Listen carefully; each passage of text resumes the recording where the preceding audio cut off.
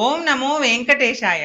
August 2వ తేదీన dial your EO కార్యక్రమంలో పాల్గొన్న తిరుమల తిరుపతి దేవస్థానం ఈవో శ్రీ జె శ్యామలరావు గారు కలియుగ ప్రత్యక్ష దైవమైన శ్రీ వెంకటేశ్వర స్వామి వారి భక్తులకు సేవ చేసేందుకు ఈవోగా బాధ్యతలు స్వీకరించడం తన పూర్వజన్మ సుకృతంగా భావిస్తున్నట్లు తెలిపారు.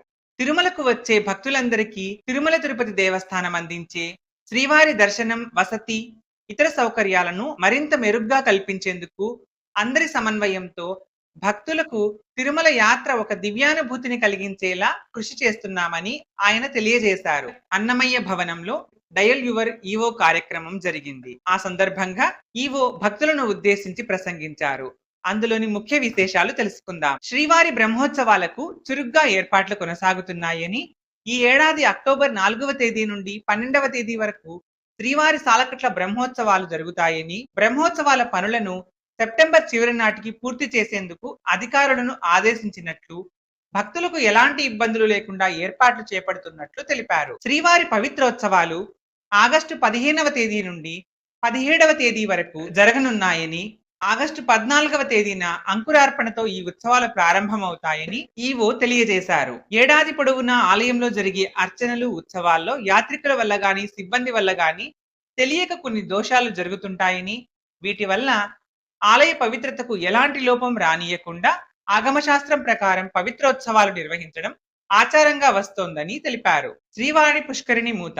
తిరుమల శ్రీవారి ఆలయం వద్ద గల పుష్కరిణిలో నీటిని పూర్తిగా తొలగించి పైప్ లైన్ల మరమ్మతులు, సివిల్ పనులు చేపట్టేందుకు ఆగస్టు 1వ తేదీ నుండి పుష్కరిణిని మూసివేస్తున్నారని, ఈ కారణంగా నెల రోజుల పాటు పుష్కరిణి హారతి ఉండదని, శ్రీవారి భక్తులు పుణ్యస్నానాలు చేసేందుకు వీలుగా పుష్కరిణి పైభాగంలో షవర్లు ఏర్పాటు చేశామని, భక్తులు వీటిని వినియోగించాలని తెలియజేశారు. ఇవే కాకుండా ఇటీవల శ్రీవారి భక్తుల సౌకర్యార్థం తిరుమల తిరుపతి దేవస్థానం తీసుకున్న పలు ముఖ్య నిర్ణయాలను తెలియజేశారు. ఆఫ్లైన్ లో రోజుకు 1000 మాత్రమే శ్రీవాణి దర్శనం టికెట్లు. సామాన్య భక్తులకు దర్శన సమయాన్ని పెంచేందుకు గాను జూలై 22వ తేదీ నుండి ఆఫ్లైన్ లో రోజుకు 1000 శ్రీవాణి దర్శనం టికెట్లను మాత్రమే జారీ చేయాలని నిర్ణయించారు.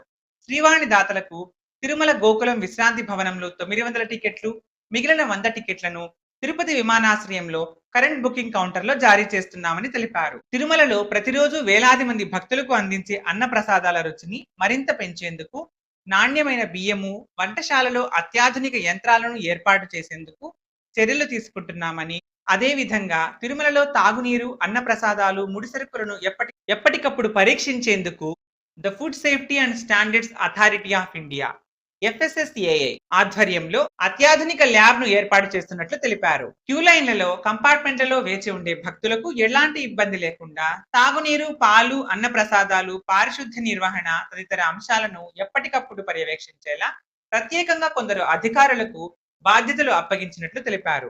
భక్తుల సౌకర్యార్థం క్యూ లైన్లలో 6 చోట్ల అన్న ప్రసాదాలు అందించేందుకు ప్రత్యేక కౌంటర్లు, అదనపు మరుగుదొడ్లు ఏర్పాటు చేసినట్లు తెలిపారు. శ్రీవారి భక్తులకు అవసరమైన వసతి, దర్శనం, ఆర్జిత సేవ టికెట్లకు సంబంధించి మోసానికి పాల్పడుతున్న అనేక మంది దళారులను ఎప్పటికప్పుడు కనిపెట్టి చట్టపరమైన చర్యలు తీసుకుంటున్నామని, శ్రీవారి భక్తులకు సరసమైన ధరలకు పరిశుభ్రమైన, ఆరోగ్యకరమైన, రుచికరమైన ఆహారాన్ని అందించడమే టీటీడీ లక్ష్యమని, టీటీడీ నిబంధనలు పాటించని హోటళ్లపై చట్టపరమైన చర్యలు తీసుకుంటామని తెలిపారు. తిరుమల శ్రీవారి లడ్డూ ప్రసాదాలు మరింత నాణ్యంగా, రుచికరంగా అందించేందుకు నాణ్యమైన ముడిసరుకులు, నెయ్యి కొనుగోలు చేసేందుకు చర్యలు చేపట్టామని తెలిపారు. టీటీడీ ఐటీ వ్యవస్థను మరింత బలోపేతం చేసి ఆర్జిత సేవలు, దర్శనము, వసతి తదితర సేవల బుకింగ్ లో ఉన్న లోపాలను సరిదిద్దేందుకు చర్యలు చేపట్టామని తెలిపారు. గతంలో వారానికి 1.05 లక్షలు ఇస్తున్న SSD టోకెన్లను భక్తులు క్యూలైన్లలో వేచి ఉండే సమయం తగ్గించేందుకు ప్రస్తుతం 1.47 లక్షలు ఇస్తున్నామని, వీటిని మరికొంత పెంచేందుకు సాధ్యాసాధ్యాలు పరిశీలిస్తున్నామని తెలిపారు. అదేవిధంగా SED, SSD టోకెన్లు కలిగిన భక్తులు తమకు కేటాయించిన సమయానికే దర్శనానికి రావాలని ఆయన భక్తులను కోరారు. వీడియో మీకు నచ్చితే లైక్ చేసి షేర్ చేయండి. ఇలాంటి మరిన్ని వీడియోల కోసం ఈ ఛానల్ని సబ్స్క్రైబ్ చేయండి.